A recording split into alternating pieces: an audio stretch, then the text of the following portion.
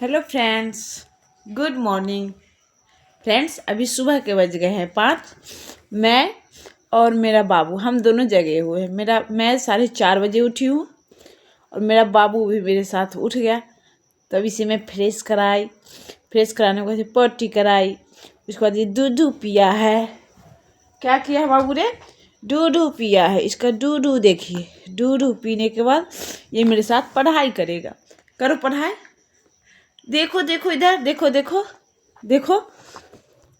पढ़ने में ये बहुत डिस्टर्ब करता है, लेकिन फिर भी ये भी पढ़ता है। फ्रेंड्स, मैं अच्छी हूँ।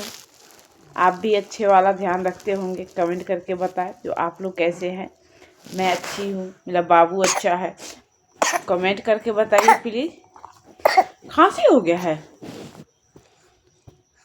मेरा बाबू कैसा लग रहा है दिखने में? कैसे लग रहे हो जी दिखने में? आज मैं vocab याद कर रही हूँ। vocab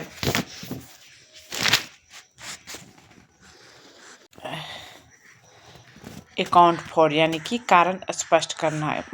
दूसरा है आस्क फॉर मतलब मांग करना। दूसरा है आस्क फॉर मतलब मांग करना। तीसरा बैक ऑफ यानी कि पीछे हटना। बैक ऑफ यानी पीछे हटना। बियर डाउन माने जबरदस्ती कुचलना। बियर डाउन यानी कि जबरदस्ती कुचलना। बियर अप ऑन माने प्रासंगिक होना। बियर अप ऑन यानी कि प्रासंगिक होना। अकाउंट फॉर यानी कि कारण स्पष्ट करना। The explain the reason for. The explain the reason of. Account for यानी कि कारण।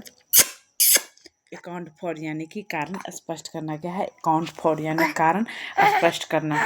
उसने अपनी गलती का कारण स्पष्ट किया। दूसरा आस्क फॉर मतलब मांग करना। क्या है आस्क फॉर यानी कि मांग करना। बैक ऑफ यानी कि पीछे हटना। क्या है बैक ऑफ यानी कि पीछे हटना। बियर डाउन यानी कि जबरदस्ती कुचलना। बियर डाउन क्या है बियर डाउन यानी कि जबरदस्ती कुचलना। बियर अप ऑन मतलब प्रासंगिक होना। बियर अप ऑन यानी कि प्रासंगिक होना। तीसरा बियर आउट यानी सत्यापन करना। बियर आउट यानी कि सत्यापन करना। उसके बाद बियर अप यानी मुश्किल से झेलना। बियर अप यानी कि मुश्किल से झेलना। बियर विथ यानी किसी को सहना। बियर विथ यानी किसी को सहना। ब्रेक आउट यानी कि अचानक शुरू करना। Suddenly to start suddenly.